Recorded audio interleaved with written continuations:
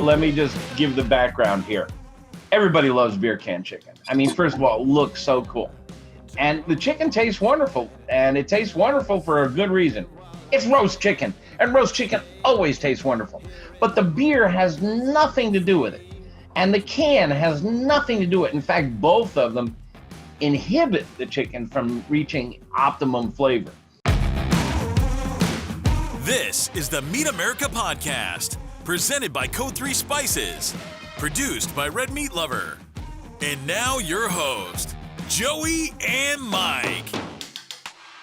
Hey everybody, welcome back to Meat America, presented by Code 3 Spices and sponsored by Grill Great at grillgreat.com, Rockwood Charcoal at rockwoodcharcoal.com, and both can be found in retailers across the country, and Arden Spirits. We're here filming at Old Herald Distillery in downtown Collinsville.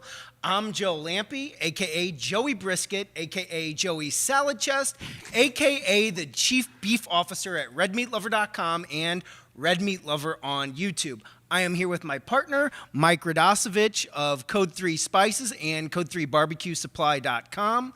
Mike, how are you today? Joe, I'm excited. We got a few awesome guests on the books today. We're starting off with the man. He was one of the first ones on our list before we even brought this to fruition. Meathead Goldwyn. I'm going to let you go ahead and do the introduction. Everybody knows Meathead. Real quick, the first time I met Meathead was in Dallas at National Barbecue and Grilling Association. I don't know if you remember this. I was sitting with Sterling from Loot and Booty, and you had just walked in the door. And I don't know if you drove, I don't know if you flew or whatever, but I mean, I was right there as you were coming in, and I introduced myself, shook his hand, and he said, "Let's go get a drink." So I don't even think you put your bags down yet. We were already sitting at the table talking barbecue.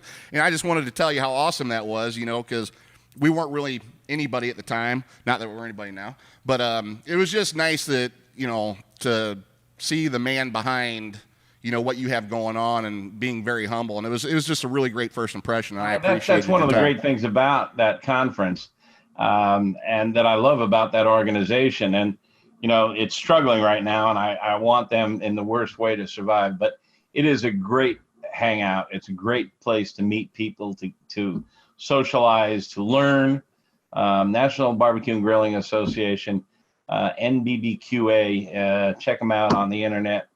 Well worth your time. Absolutely. Yeah, and I'd like to do a little further introduction for you as well. Can you see me now? Got it? Hey, I'm an editor. I carry a multicolored pen, and I'm sitting here directing, trying to move over, get close here. You when you did the intro, you were completely off screen. I'm off screen. All right, let's How's that? There you go. Now you're on. Good deal. my head on your shoulder. Okay, so, as you heard in the introduction, I have a few nicknames. I know you do too, including the Barbecue Whisperer, Hedonism Evangelist, I like that one, and Culinary Mythbuster. We're going to talk a little bit more about that later in the show.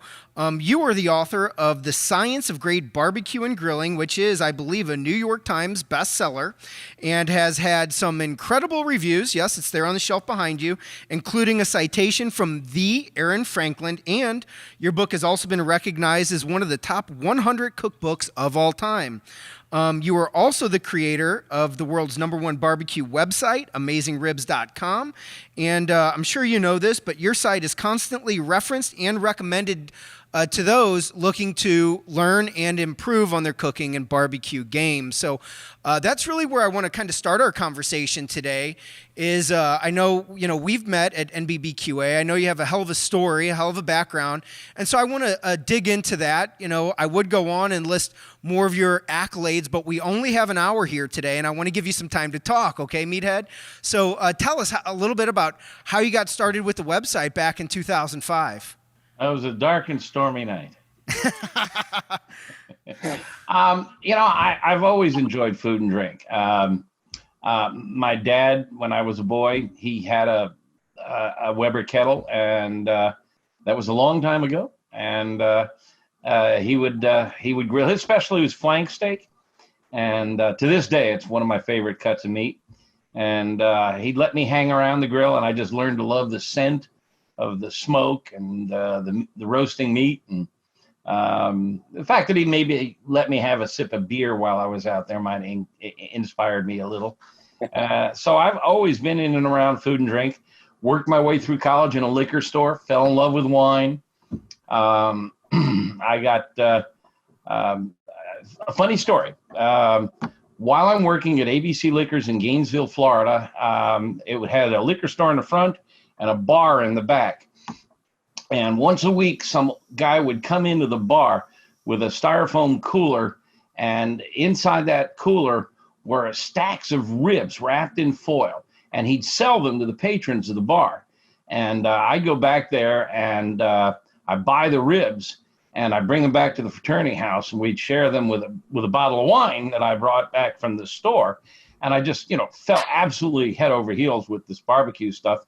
Years later, like 40 years later, I learned that was Sonny from Sonny's Barbecue in Florida. I'll be damned. He started out in his backyard peddling ribs off the back of his truck in liquor stores and bars. So I got broke in by the real deal. So that was and then I was I went in search of great barbecue, and in these days back in the 70s, it led me to the section of town that white college kids didn't hang out in a lot, and I met Y.T. Parker, and Y.T.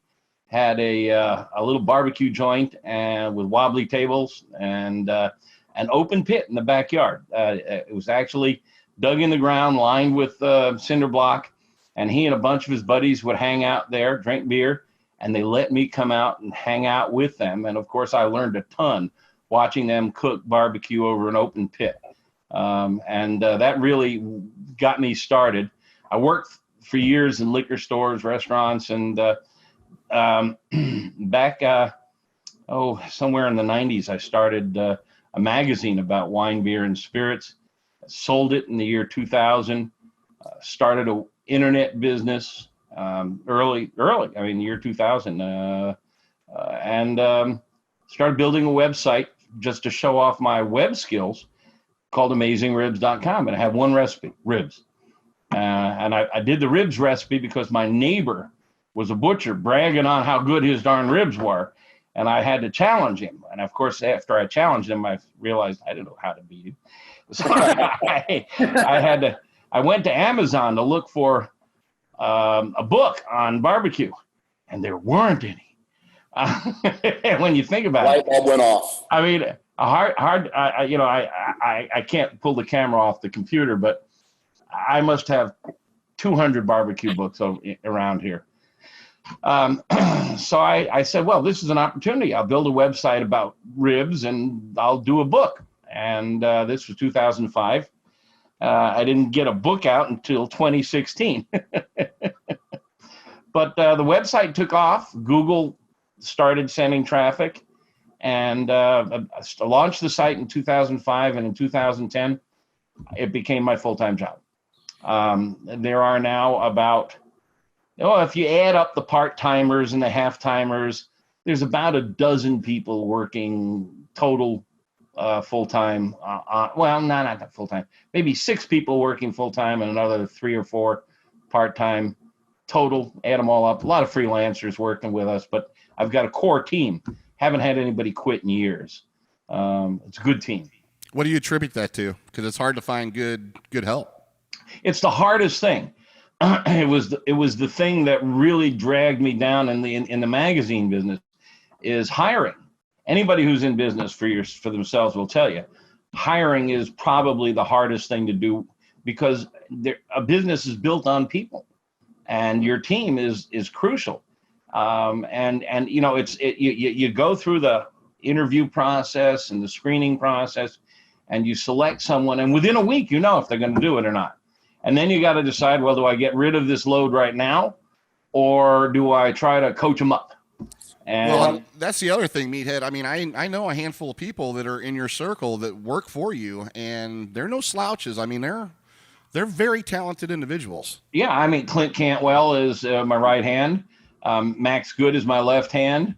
David Joachim is our editor. He's my brain. I've got some pretty good web people, technical people. So yeah, we've got a good team right now. And you'd really have to build that up to the resource. I mean, I think last year when we spoke, you had 3,000 pages on your website. Yeah, in the range of 3,000 to 4,000 pages, somewhere like that, and 3 million page views a month on average. That ranks us in the top 25 of all incredible websites. Yeah. And it really boomed this spring when people found themselves stuck at home. We grew about 50% this spring. All culinary websites took off this spring. People were stuck at home, and if you hang out on social media, everybody was trying to do sourdough bread, and I don't know. I haven't talked to the grill manufacturers, but I have to think the grill sales took a little bit of a leap. How'd the spice rub game go? Well, I tell you what, I was telling Joe this off camera, that 48-hour period of the toilet paper debacle nationwide. Went into the shop one day and talking to my business partner, and he's like, hey, we got sort of an issue here. And I was like, well, what's the issue? He's like, we need to order some more product. I said, well, we got a whole warehouse full of product. He goes, no, we need more. And it's attributed to, the COVID deal.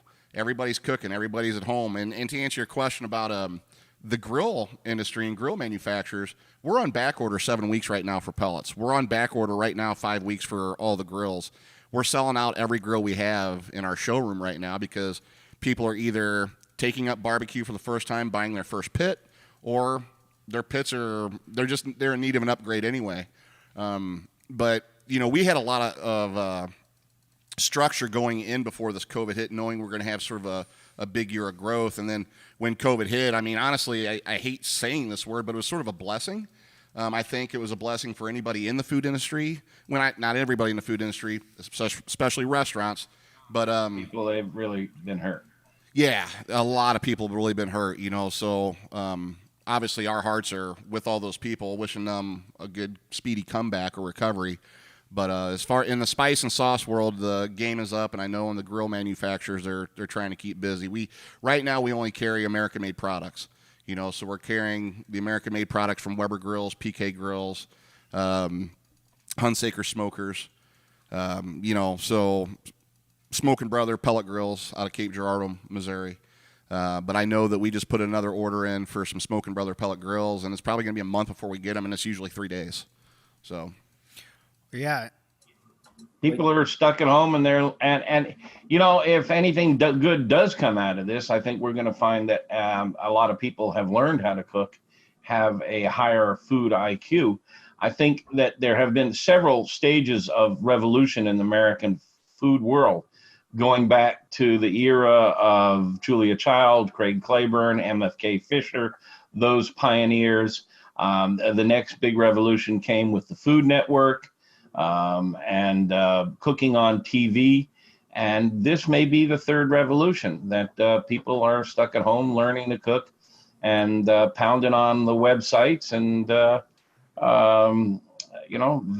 that may be one small good thing that comes out of this awful mess. I agree with you 100% there. Me and my business partner, we get a really big kick out of obviously sharing our recipes and our products with people, but the thing that we're really enjoying right now is seeing all these families barbecuing in the backyard together.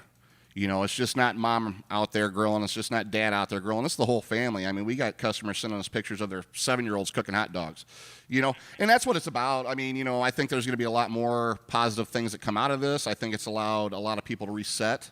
I think it's allowed families to spend more time with each other. I think there's a lot of silver linings in this mess. I mean, so I think it's a good thing. Explore the methods and recipes for cooking meat in restaurants across America as we showcase experts on location in their restaurant kitchens to educate, inspire, and entertain. Tune into our travel cooking show, Meat America, only on YouTube and redmeatlover.com. Well, and I just want to touch upon, you talked about this fourth stage of people really learning from the internet, kind of, learning how to do more and more stuff at home. And I alluded to it, touched on it a little bit in the introduction, but I'm in, social media, so many different groups that are dedicated to cooking and grilling. And when someone is there looking for advice, looking for tips and tricks, there are two names that are consistently mentioned every single post. One of the guys we had on our podcast a couple weeks ago, that's Malcolm Reed at How to Barbecue Right. The second name that's always mentioned every post, AmazingRibs.com. I can't tell you how many times I've seen mentioned. I think it's your Memphis Dust Rub. Isn't that a free rub that you give away? That someone, I saw that just referenced just the other day. And I just, want to, kind of get into that with you. What is that? I mean, what's the kind of, how does that feel for you to know that you're just having this impact and all these, you talked about all those views. Those are people that are coming to your site, learning, how to cook from AmazingRibs.com. When I was in high school, I thought I was pretty hot stuff. I made pretty good grades. I went to college and I learned I was just average. Everybody else was pretty hot stuff in high school. I got out and I'm thinking, okay, I'm gonna change the world, man. I'll be president or something, and I found I was just another clock puncher. And eventually I started my own little businesses, and I've been a slave to the entrepreneurship dream since I was 22 or so. But, I never really changed the world until AmazingRibs.com. And I get emails, the most gratifying comments every day, every single day, saying, I come home from work and the kids say, Mom, can Dad cook tonight? I cooked ribs last night and I got laid because of you. That's a great compliment right there. Well, my cooking is the best marriage counselor I've ever had. So. Or she proposed marriage after I cooked for her. But the one that I hear a lot of is, you changed my life. That is so gratifying. So gratifying. After 50 years of hard work to find an avocation that really helps people and that changes their lives. So, yeah, I appreciate that. It's we have a high standard we set for ourselves. We really work hard to make sure the recipes work. We have a large product review section. Max Good is the only full-time grill tester in the world. He works for us full-time. He tests grills, kicks the tires on grills and smokers. He's got hands-on reviews of hundreds. We have an electrical engineer, a retired electrical engineer, who tests thermometers for us. We have about 150 digital thermometers with lab test data. We've got special equipment that measures how accurate it is and how fast it is. We kick the tires on tongs and every other gin-cracking gadget known to man. So we treat it seriously, and for that reason, we don't sell any of these products either. We're strictly informational and educational. Yeah, no, you said it on, I think it was Twitter a couple weeks ago. Really be careful of those sites you're going to that have paid posts. I know I get quite a few inquiries for our site, redmeatlover.com, and I turn them all down. A lot of times they just want to refer back to some other site that says that they give grill reviews, but it's just an Amazon link, and I don't really feel it's in the best interest of our audience. Mm-hmm. Yeah, a lot of website owners. This is a management and a marketing technique. People come to us and say, we'd really like to write about charcoal for you. And of course, they represent a charcoal manufacturer. And I'm sure the content they have is really interesting. And my response is, well, you can't write about charcoal for us. All our writing is done by our team. But I'd be happy to talk to you. And if you have some real genuine wisdom, I'll quote you. And we won't take paid posts. People have to be careful about that. The other thing is, be careful about tested recipes. Once upon a time, every newspaper had a test kitchen, and they tested all the recipes before they went to print. magazines, test kitchens. Most of them have had to cut back and fire their test kitchen help. We test our recipes, test the heck out of them. I've got, everything from a Weber Smoky Mountain to a Big Green Egg to pellet smokers to gas grills to portable grills. And I try recipes on a variety of tools to make sure they work. Very rarely do we hear somebody complain about a recipe. And if they do, it's usually about too salty or not salty enough. And that's really something that's a personal preference. Very hard for me to be sure that I'm going to hit your salt preferences on the money. I try to get it right, but everybody has their own salt tolerances. Well, one thing I'm going to chime in real quick. One thing I want to say that why I have a lot of respect for AmazingRibs.com is all your reviews are 100% fair and honest. There's a lot of clowns out there that have their own personal agenda set aside. You guys don't do that. And, I mean, I've been following you for however long it's been, 15 years probably. But that is one of the things that I really enjoy is reading about your product reviews because there's no punches thrown at all, and it's pure honesty. We got a few manufacturers who don't like us very much. Well, you know what? I mean, but seriously though, that's part of the game. Me being a business owner with sauces and spices, I mean, it's you got to put your money where your mouth is, right? And Well, we have to be credible. I mean, people have come to us and said, why don't we make an Amazing Ribs or a Meathead brand grill? Or, tongs or charcoal chimney or gloves or, and we turn them down. I'm sure we can make some money on them, but hard for us to be objective evaluating a grill when we make our own. Right. Absolutely, and I think that's one thing that consumers, regardless of the product, is one thing they value is really authenticity. There's so many ways to be sold, and like I said, going to some of these websites that they say they do reviews, but I'm like, there's no way they could have reviewed all these grills and have all these links out to Amazon. It just kind of smacks of wanting to sell. And you talked about it a little bit earlier in your recipe testing, and it's one thing. I've referred out several articles on your website. One of my favorites is the beer can chicken, so Yep. you have an article in your My goodness. oh That article gets me more hate mail. There's two articles on our website that stir up the hate mail. Beer can chicken is one. And let me just give the background here. Everybody loves beer can chicken. I mean, first of all, it looks so cool. And the chicken tastes wonderful. And it tastes wonderful for a good reason. It's roast chicken. And roast chicken always tastes wonderful. But the beer has nothing to do with it. And the can has nothing to do with it. In fact, both of them inhibit the chicken from reaching optimum flavor. When you think about it, your chicken is done at 160 to 165. Even if you overcook it to 170, 175. A beer can in the center doesn't boil. It's 90% water. It won't boil until it hits 212.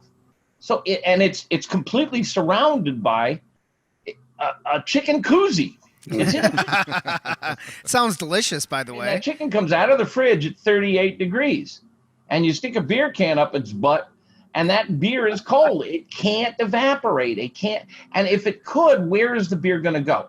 Right. It can't go sideways because you got a metal can. And if it went up, the most it's going to hit is the interior of the shoulders, and it can't penetrate because meat is saturated. I mean, you can marinate meat all you want, and very little moisture is going to get in. It tends to be fully saturated. Meat is around 70% water. It just can't get in. And it certainly is not going all the way down to the legs and out the wings or anything. I mean, and in fact, much of what happens is fat drips into the can and creates a fat layer on top of the beer. All you got to do is weigh the can before it goes in and weigh it when it comes out, and you'll see. It often weighs more coming out because of the fat dripping in. So the beer just doesn't moisturize, flavorize, or anything. And the can prevents the interior from browning. And anybody who knows anything about cooking knows brown is beautiful. Brown is the Maillard reaction. And we've written all this, and we've stuck thermometers in every orifice of this chicken and in every place and in the beer can, and we've weighed them, and we've got all the science you want behind it, and and people still come in there and say, "You just don't get it, do you?" Yeah. The other one that we get grief on is there's a humor piece on the website about Chicago hot dogs. Now, I live in the Chicago area, and there is a very specific way you make a Chicago hot dog. And there is very specific ways you make a New York hot dog and a Detroit coney. And it's really fun. The style of hot dogs around the country tends to be very regional. And the Chicago hot dog has 7 classic ingredients, nothing more, nothing less, and never any ketchup. And this article is all about why you never put ketchup on a hot dog.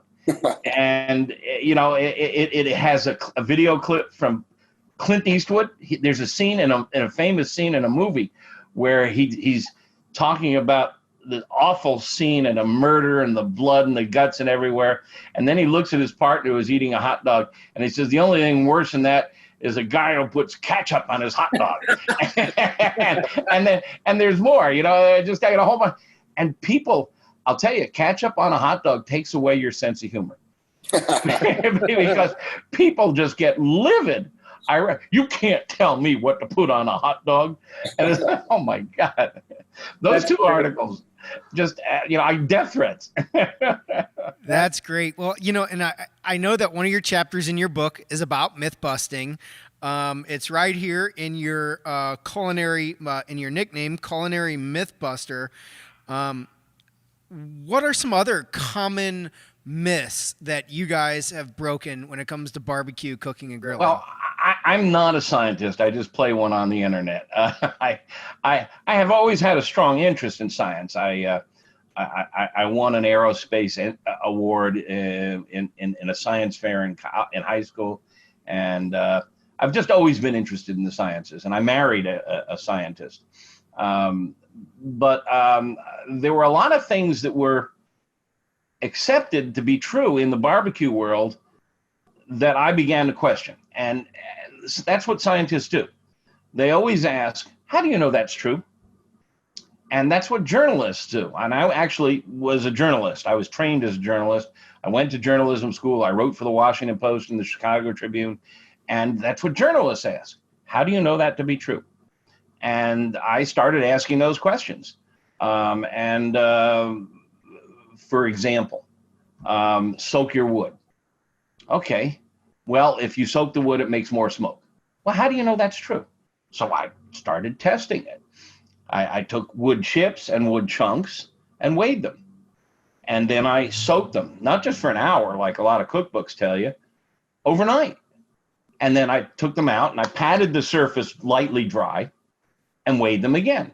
And it was only about a 2 or 3% water gain. Then I cut them open and the interiors are bone dry. And then the light bulb goes off. Of course, that's why they build boats out of wood. It doesn't absorb water. Well, I mean, some pine and other things might, but hardwoods don't, nutwoods don't, fruitwoods don't. They're very tight grained. They don't absorb water. And when you throw wood on a hot charcoal bed or a gas grill, all that smoke, if you test it, you put a mirror over it, it's steam. It's just the water boiling off because water boils at 212 degrees. But wood doesn't begin to smoke or smolder till somewhere up around 500. So the wood can't burn until the water goes away. So when you throw all that stuff, first thing that happens is your charcoal takes a dive. And cooking is all about temperature control. And if you can't control your fire, you can't cook well. And if you've got a charcoal grill, you throw wet wood on your charcoal, you've lost control of the temperature. Then all that steam comes off. It's not smoke. And finally, after all the steam comes off, it gets hot enough to combust the wood and you get smoke. So that was one that, again, a lot of people thought I was nuts, but it's easily provable and we do the proof on the website. Another one that gets a lot of people irate is that bone-in ribeye tastes better than boneless ribeye. Well, the bone is calcium. Calcium doesn't have any flavor. There's a 1/4 inch calcium on a rib bone on a ribeye. Now, the marrow is full of flavor, and that's where the story originated, because if you took a rib bone, like short ribs, and you throw them in a crock pot or a Dutch oven, and you throw in some red wine and potatoes and onions, the water's a solvent. Water will extract the marrow, and marrow is full of flavor. But you can't get the marrow out of a rib bone on a grill. In a wet cooking environment, the marrow will come out. But on a grill, the marrow is trapped behind a 1/4 inch of calcium. So it cannot flavor the meat. What happens is it acts like a heat shield. It's like the underside of the space shuttle. It actually blocks the heat from penetrating. So when you put a bone-in ribeye on the grill and you take it off, if you eat it, you notice that one side of the bone, one side of the steak is cooked more than the other side. The side against the bone is rarer. In fact, it's almost raw sometimes. And the rib cap, which is the best muscle on the animal, is well done. Then you get medium rare. You get a rainbow effect. And then when you get up against the bone, it's rare. So you get this range of doneness in ribeye. You take that bone off, and you can toss it on the grill and gnaw on it if you want, because I do like gnawing on bones. But now you've got a ribeye steak, boneless, where the heat can enter it evenly on all sides, and you can get an evenly cooked rib steak. So, that's another one that has caused a lot of consternation. The one that I think that really made the biggest waves, I was working with Professor Greg Blonder. Greg, at the time, was head of research and development at AT&T. And he's now an instructor at Boston University. And he's a food scientist, an engineer, physicist, a real man for all seasons. And he loved barbecue. And he reached out to me, and we talked, and we said, well, let's figure out what causes the stall. Because at the time, nobody knew for sure. Everybody said it was the liquefaction of gelatin or the rendering of fat. And the stall, for anybody who doesn't know out there for sure, is if you do something like a pork butt.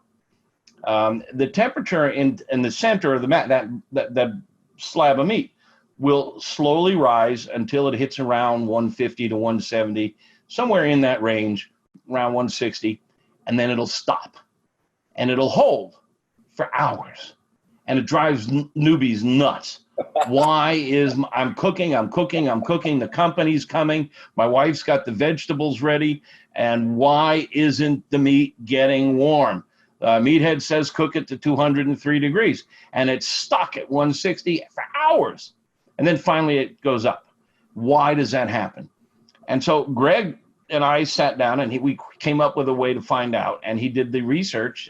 He designed the experiment and did the research and proved beyond a shadow of doubt that what it is when you're cooking at a low temperature like 225 to 250, the moisture that evaporates from the surface of the meat cools the meat at the same rate as the warm air heats the meat. So it reaches a point of stasis where it's not increasing in temperature until the surface dries out, until you get bark. That's what bark is. Bark is like jerky on the surface. So when the surface finally dries out mostly, then the temperature can go up because it stops cooling. It's like sweat. When you're out there cutting the lawn and you're sweating, it's cooling you off. The same thing is the stall. And we proved this. And, I go running around the internet. I go to the Barbecue Brethren, and I say, we broke the mystery. We figured it out. And, oh, my God, did I get slammed. No, you're an effing idiot. You have no idea what you're talking about. And, of course, now it's accepted. And now people understand it. And, of course, that's how the Texas crutch works. If you wrap it in foil, then, or butcher paper, there's no more evaporation. So it's not cooling. And it goes right on through the stall. Simple. New nickname, Edison of eating meat, right here. We're going to add that to the list. I love We've it. busted a bunch of myths. I mean, the myths are understandable. I learned from my dad, and he learned from his dad, and he learned from his dad. And all the French chefs in the culinary schools learned from the French chefs who came before and came before. But this is 2020. We all have digital thermometers. We all have scales. We have instruments. We can measure, and we understand the science better. And a lot of what we thought was true, we have learned is a myth. And I call them old husband's tales. Well, I love it. I want to ask you too about your other nickname here, which I see you have it in quotes on Twitter, is hedonism evangelist. We may connect here because I have a saying in life: if it feels good and it doesn't hurt anyone else, and just go ahead and do it, right? So, can you tell us a little bit more about the hedonism evangelist? I'm in teaching people how to have fun, have pleasure. I mean, really, cooking for others is probably the most generous, giving, and intimate thing you can do with another person, with one possible exception. Mm-hmm. And feeding another person has a lot in common with that other exception, because you're putting something into somebody. You're giving them nourishment. You're giving them pleasure. It's a great exercise in love. I like to say that the only thing more important than what's on the table is what's in the chairs. Right. I think that that's what now I have had people come back to me and say, what is this hedonism stuff? Is this some sort of religion? Yeah, I do have a little bit of I have a painting of Bacchus hanging on the wall here. So maybe I worship at the foot of Bacchus. Well, a meat cult sounds delicious, and I'd be the first one to sign up for that, by the way. I join. So we need to each have altars to Bacchus in our offices. I agree. So Meathead, I've been dying to ask you this question. I would love to hear your take on what you think the pellet grill industry has done for the evolution of barbecue. Obviously with us having a barbecue supply and being in the barbecue competition arena and everything else, my personal take on this is that it's taken away a lot of fear for people to start smoking meats or grilling or whatever. And I think that's a great thing. I don't care what you cook on. I don't care what brand you cook on. I don't care what you're doing. As long as you're cooking, you're cool with me, right? And there's a lot of friction out in the industry, I'd say. Maybe you would put it in a different way. I know some brands don't play nice with other brands. I know that some brands, there's just a lot going on in the pellet grill industry right now. And not only that, there's a lot of pellet grills on the market right now than there were 4 or 5 years ago. So I'd love to hear your take on the pellet grill industry and what your overall I think it's a fad. You got to get out of the business. No, I obviously not. I think it's the greatest thing since gas grills. I'm with you. Anything that puts good food on the table, I'm in favor of it. I love playing with what I call sous vide cube. We'll not get too deep into sous vide right now unless you want, but a lot of my barbecue buddies say, oh, that's not barbecue.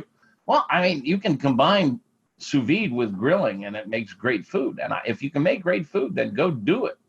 Pellet grills do several things that are just fantastic.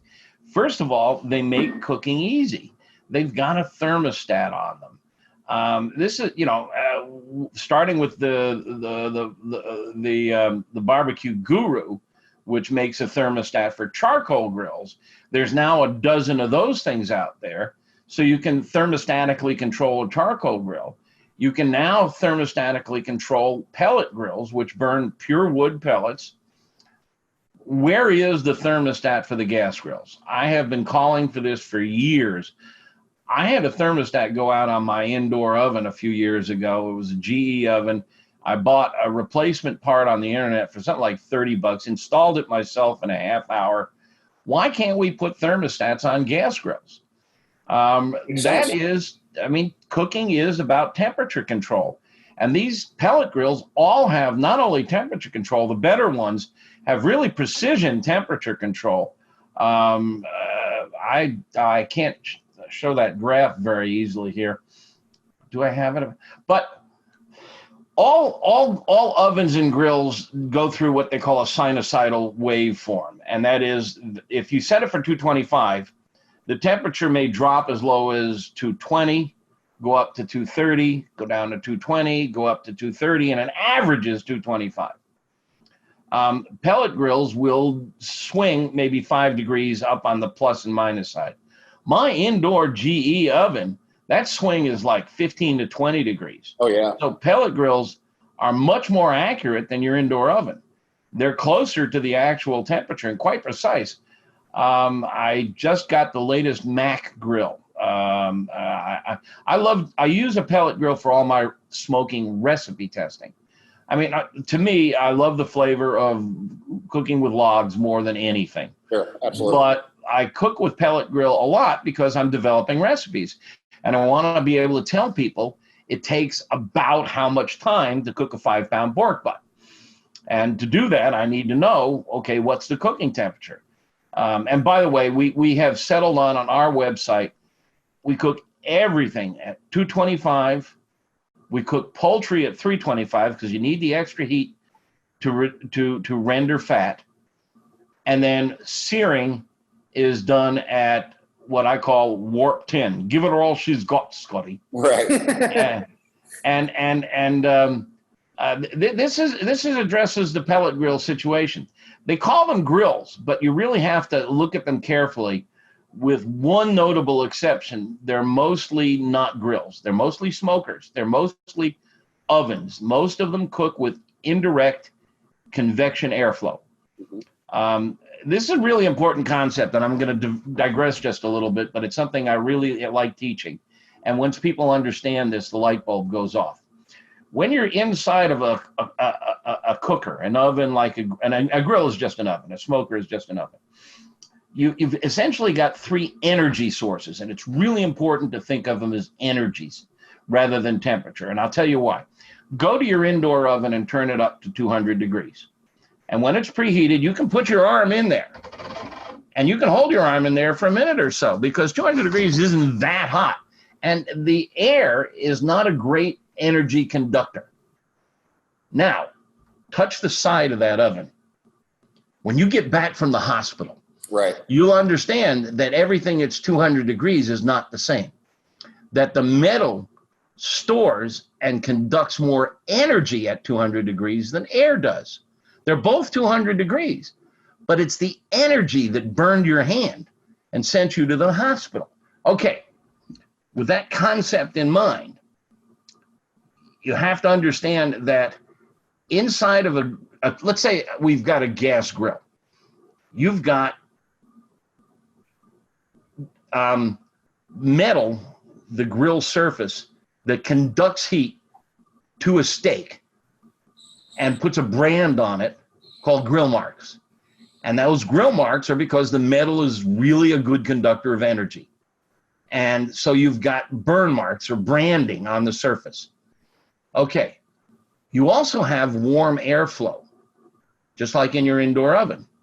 And that's convection airflow. It's not a great conductor of heat. In most smokers and in most pellet smokers, that's what you're cooking with. You're not cooking over hot metal, and you're not cooking over direct flame. When you're cooking over direct flame, or like on a gas grill, flame, or glowing embers, you're cooking over infrared radiation. Infrared radiation is potent stuff. Not as potent as hot metal, but it's much more potent than hot air. And that's what sears your steak, infrared radiation. If you do it, you can't sear a steak in a convection airflow environment. You can turn on your oven or your pellet grill and put a steak in there, and it'll get tan, but it won't get really good dark and brown on the surface like it will over a charcoal grill or in a hot metal pan. Over a charcoal grill, you got infrared radiation. Hot metal pan, you got conduction. And those two pack a lot more energy than the warm airflow in a pellet smoker. Now, there's one new product on the market where you can get a lot of direct infrared radiation, and that's the new Weber pellet smoker. But it's got all kinds of other problems. We gave it a relatively poor score because it's got some really serious design flaws. But it does give you pretty good infrared, and you can sear a steak pretty well on it. So it's really important. I know a lot of people that say, I've got a Traeger grill or I've got a Mac, and I love it. I do burgers and steaks on it, but you really are not getting full potential. Right. And if it's important, I think, to think of them as ovens, and they're superlative smokers, and you've got incredibly good temperature control. But if you want that gorgeous mahogany sear like you get at a steakhouse, you need infrared radiation, and you're not getting it from a pellet smoker, and you can get it from charcoal. And some gas grills have what they call sear burners, or there's infrared burners, which can produce it. Now, I've got one of the Otto grills. It looks like a big bread box, but it's got two infrared burners up there. They look like ceramic honeycombs. And I did some rib cap steaks last night. Oh my God, they were good. Turn out good, huh? Oh my God, they're from Allen Brothers. They were only about 3/4 of an inch thick. So I just put them right up under the infrared, seared the snot out of them, flipped them, seared the snot out of them, and they were perfect medium rare in the center and beautiful dark crust. And you just can't get that with a pellet smoker. Now I think if you love pellet smokers, and if you sell pellet smokers, you need to sell charcoal grills or high energy. I can get a better sear on a $30 hibachi than I can on my $4,000 Mac grill or whatever it costs. I love my Mac. It's not a grill though; it's a smoker. It's convection airflow. I absolutely adore the things, though. I mean, now the biggest complaint I hear about them is that, especially from Texans, they want really strong smoke flavor, and you don't get strong smoke flavor from pellets. I agree. It's a very elegant. I like to say it's a string quartet. You want brass band, go burn logs. Right. But the pellet smokers are very efficient. Very little ash. Everything is used up. Very efficient. And it's, I think, a very elegant smoke. I absolutely love it. Yeah, it like I said, I think just the feasibility for people to, we have people come in our shop all the time and they say, well, I'm going to cook my first brisket. Well, you picked a hell of a piece of protein to try for your first time on your new grill. Yeah, right. But like I said earlier, though, it's a nice segue into this passion that we call barbecue, because you've got, like I said, we've got a lot of women coming in our stores buying their first pellet grill for the first time. And I want everybody cooking, man. I want, like I said, I don't care what you cook on. I love the convenience factor of pellet grills.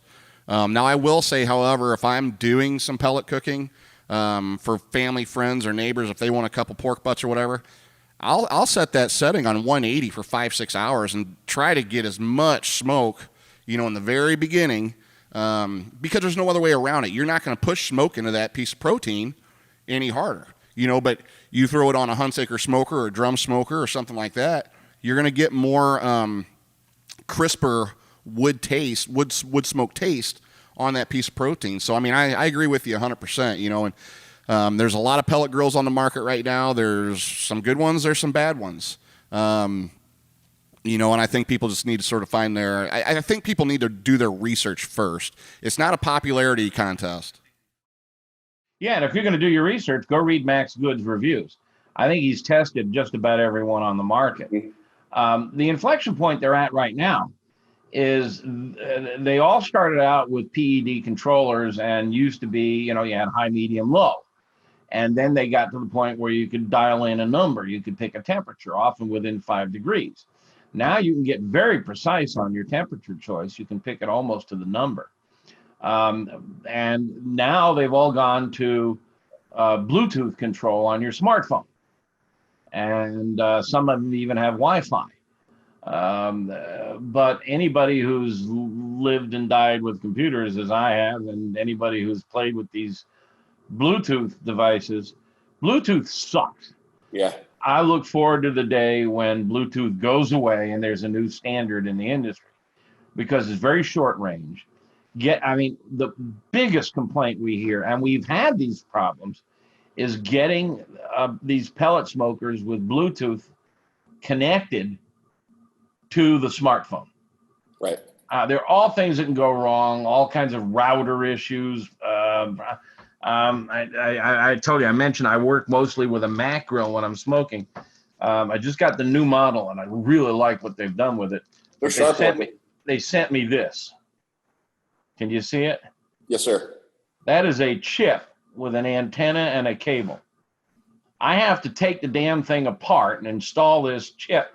And there's like 12 pages of instructions about how to set it up on my browser. And oh my gosh, I'm not looking forward to this. I'm sure when I'm done, it'll be good. But some of them, I think the Traegers in particular have gotten really clever about it. And I think the Weber has gotten clever, although they came out of the gate with software that wasn't finished. Well, I think the thing with the new Weber Smokefire, I heard through the grapevine that they're working on some of the initial issues that they had, and I've got really high hopes for the Weber Smokefire. I really, really do. There's some great ones on the market, to say the least. Joe, you got any opinions on this? Or I know we're getting ready to run out of time. Well, I mean, Meat has so much good information. This has been really awesome. One of the questions I have is, we've talked about a number of smokers and, different devices. How many grills are on the back porch? How many? Have you run out of room yet? My wife laid down the one comes in, one goes out rule. There's quite a few back there. I don't know how many. I can't count that high, but there's more in the garage. And the one who's got is Max. Max has got unbelievable. I mean, everybody who builds a grill or a smoker, as soon as it comes off the assembly line, they pick up the phone and call Max and say, "Do you want to test it?" Which I'm very pleased about, because we have test results on. In fact, we've started deputizing the moderators from our Pitmaster Club. If I may be permitted for a small commercial here, if you're really into barbecue and grilling, you need to take the 30-day free trial in our Pitmaster Club. The internet has really changed in the past few years. It used to be, when I first launched, that you could make some money from advertising. But the law of supply and demand is in effect on the internet as well. We were like the only barbecue and grilling website, or the only one of consequence, for a long time. So we attracted a lot of the advertising dollars. But now there's 450 daddy bloggers, and then there's guys like you guys who have stores and other things, and there's recipes all over the place. And so the advertising rates have taken a nosedive. There's also affiliate revenue, which is to say, if we say that the ThermaPen is a great device, we link to where to order it, which is at the ThermaWorks company, and they pay us a finder's fee if somebody buys it from them. Amazon does too. But those affiliate revenues have dropped significantly. So unless you have a big parent company like the Food Network does, or Bon Appetit does, it's very hard for mid-sized to small websites to make a living. We cracked the code. We have a membership site, which, we have 3,000 or 4,000 pages that are free. No sign in, no login, no email name needs to be given. Just have fun. Yep. But we have a portion of the website that is for members only. And it's $24 a year. And these guys are great. They love to cook. There's so much inspiration there. And the smartphone cameras now are so fantastic. The pictures they take of their cooks, and the ideas, the tips, the recipes they share, fantastic. The feedback, they talk all the time about grills and smokers. We mentioned log smoking. I've got a Karubaku, which is a log burner, and there's a whole clutch of guys on this Pitmaster Club who've got Karubakus, and they're a little tricky to operate. And there's great feedback on tips and technique. Sous vide Q, all that stuff is in there. It's a cool place to be. Yeah, I love it. And 85% of them renew every year. So you've got a tremendous website. Like I said, I bet you I've been to his website a couple thousand times. And I'm not joking. I've given you many hits myself. And I just want to give a quick shout out to Greg Rempe from Barbecue Central Show. You're a regular on his show. I've known Greg for several years. Anybody watching at home, Joe, or listening in their car or wherever at this podcast, check out Barbecue Central Show. Greg does a phenomenal job. He's the godfather of podcasts. He really is, and he does it with intention and integrity, and I've always respected Greg for that. But for everybody at home, you can see Meathead. What is it, Meathead? Is it every other week on? It's once a month. I think it's the second Tuesday of every month I'm on his show. The last Thursday of every month, I have started doing a live broadcast on Facebook, YouTube, and Twitter at 7:30 Central Time. So you can catch me for 2 hours. Usually I start with a theme. 4th of July was ribs. And I spend 15, 20 minutes talking about it, and then we take questions. Cool. Yeah. Now there is. We are almost out of time, but there's one question I have to get in with this podcast. I imagine most of what people want to know about you and your experience with cooking and research they can find in your book or online. But since you started this, and I know from our conversations at NBBQA, you have we didn't even touch on most of the interesting background that this guy has prior to starting the website. But we're going to have him on some more. So, but you've had a lot of success here. Can you share with us just real quickly a pinch me type moment, like this is happening that's kind of evolved or kind of occurred as a result of your journey down this path of creating this great website? Well, my greatest pinch me's are when I come up with a recipe that really works. Years ago, I think I started the pastrami fad. I had gone to Katz's Deli in Manhattan, and that place has been around since the 1800s. I maintain it's America's oldest barbecue restaurant because they smoke brisket into pastrami. And I've been in love with pastrami all my life, and I fell in love with theirs, and I determined that I was going to come back and learn how to make their pastrami. And we have come very close. And it may be the best recipe on the website. If you start from scratch, it's a bit tricky, but there's a couple of shortcuts you can take that work just great. And I got to say, I think if you do pastrami right, it's the ultimate expression of brisket. I like it even better than classic Texas brisket. And I think when I really nailed that recipe to the wall, it was like, oh my God, I've done something here. This is good. That's awesome. And when we posted it, it took a slow ramp up, but a lot of people are cooking it now. And I think a lot of people have copied or been inspired by our recipe. It's a nice way of putting it. There's a lot of pastrami recipes out there, but I think we may have been the first to do it. We've been the first to do a lot of stuff. This whole sous vide Q stuff. I think we coined the term sous vide Q. We didn't invent reverse sear, but we popularized it. A lot of people, it had been around for a while, but we really got people to understand the physics and the chemistry.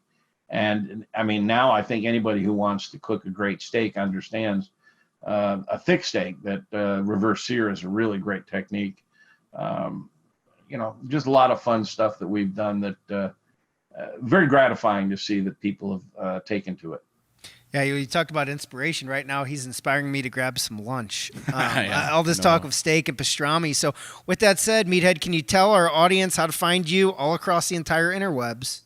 AmazingRibs.com. I'm right there. And I'm easy to reach via, there's a contact us button on the website. I hang out on social media. I'm not a big fan of social media. I'm not a big fan of the trolls and social media. I go out there to answer questions and share tips. Every day at 3:00, we post a new tip to Twitter, Facebook, and LinkedIn. I don't do Instagram. I just can't keep up with all this. So. It's a lot. It is. It's a lot. Well, hey, I tell you what, Meathead, if you can ever venture 4 hours down south 55, we'll smoke up some big 1.5-inch pork steaks for you with some St. Louis sweet on it. Oh, man, now you're talking. I've been down there, but that was before I knew you were there. Of course, I came down to Murfreesboro to visit 17th Street. And while I was down there, I poked around the wineries. A lot of good wineries down here. There's some very nice wineries down there, and I had an awesome strawberry wine of all things down there. And it's really pretty country down there. I had no idea it was so hilly and a lot of rivers and ravines and just beautiful countryside. So, yeah, you bet. I'd like to come down that way. Yeah. I'd love to see your shop. I didn't realize you had a full-service shop. I thought you were primarily a rub maker. So I need to learn more about your business. Yeah, we're doing a few different things. I mean, we do cooking classes. We do, we have a big – matter of fact, we need to get you down here next year for our Smoking on Main, about 50,000, 60,000 people in attendance. Wow. And the city's been phenomenal to us. They shut down 5-6 blocks. We have – last year, I think we had 112 teams from across the country here, everywhere from pork steak ancillaries to backyard to Big Four meats and SCA. So we have a good time down here. But, yeah, I mean, I'd love to continue and have you down here, learn more, spend some time with you. And I know Joey and the guys would like to spend some time with you as well. How do I find you on the internet? I mean, are you still Code 3 Spice? Is that? Yeah, we're Code 3 Spices. We're on Instagram at Code 3 Spices, Code 3 Barbecue Supply. Meat America is very new, so we're just getting that going now. I've been to Meat America. So, but until now, I thought you were primarily a spice guy. Yeah, so if you go on Facebook, we have Code 3 Barbecue Supply and Code 3 Spices. So we sort of like to have a little gray area between so we can diversify our business moving forward. But, yeah, we're all over the web, code3spices.com, code3barbecuesupply.com, and we stay pretty active. You talk about not liking social media. I'm on it 12, 13, 14 hours a day. Well, we have a page on our website devoted to barbecue store specialists. So we'll have to add you to that. Yeah, absolutely. We'd love to. Yeah, and I just want to say to everyone who's listening or maybe watching this on YouTube, if you like what you see here, you know the drill. Go ahead and hit that big thumbs up like button, or even better, subscribe to our channel. We're going to be pretty active, bringing amazing guests like Meathead and others to this channel on a weekly basis. If you like this and you're listening to it in the audio version, go ahead over to, iTunes, and you can leave us a review. That goes a long way towards supporting our podcast and our channel so we can keep bringing you experts and more amazing content. Mike, you have anything to say before we go? No, Meathead, we just, nothing but love and respect to you, man. I've been a big fan of you for a long time. You've been a major part of my barbecue journey, whether you know it or not. And it's guys like you who are helping guys like us carry that torch forward for the betterment of barbecue. And just can't thank you enough. I'm very flattered you think so. I'm just having fun. Absolutely. I'm just having fun. That's what Daddy told me. Figure out what you love to do and make your living at it. That's right. That's absolutely right. So, well, thank you so much, Meathead. Thank you, Joe. Meathead. Yep, Joey, Mike. All right. Have a great day, Talk to Meathead. you soon. Thank you. See you, buddy. Subscribe to our podcast and YouTube channel at redmeatlover.com and learn more at meatamericapodcast.com.